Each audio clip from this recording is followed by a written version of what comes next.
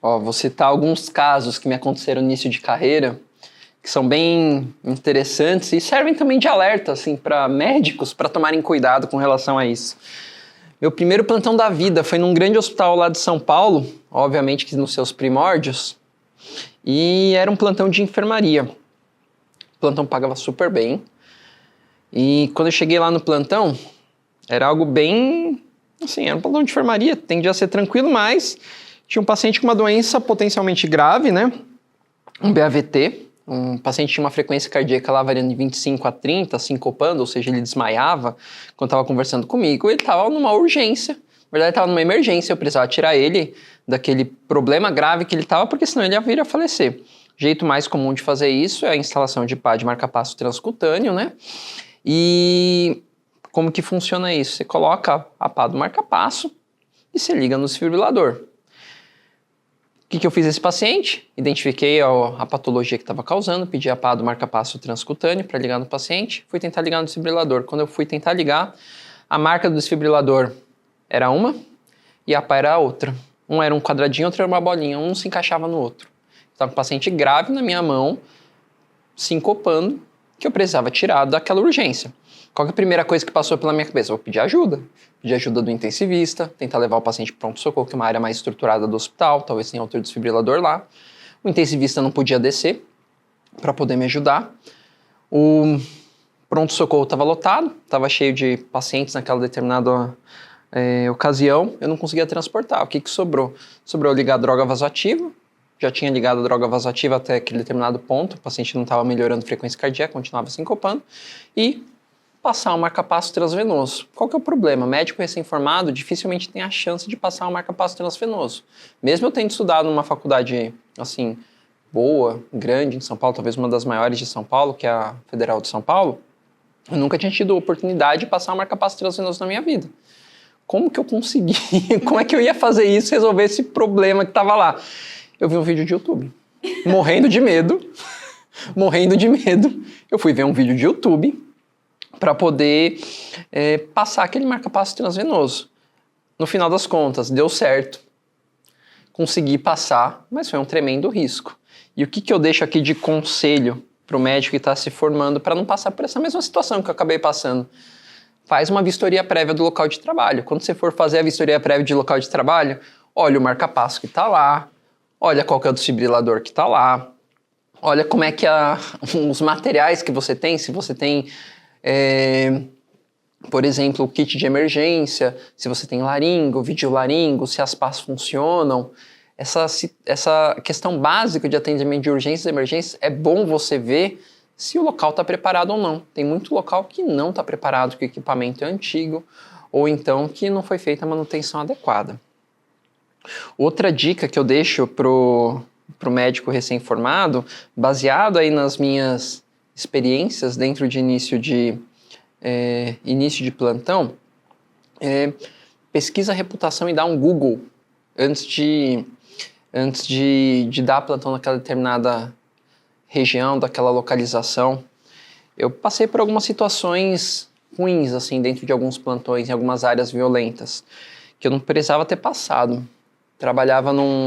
Fui dar plantão num hospital público, uma região onde estava tendo uns conflitos, tiroteios, disputa de tráfico de droga em São Paulo, também acontece em São Paulo, não acontece só no Rio de Janeiro.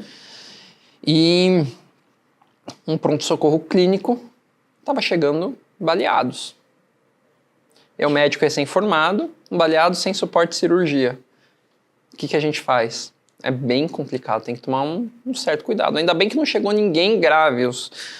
As vítimas que chegaram lá dentro desse tiroteio eram escoriações leves, foram tiros no braço, na verdade, né?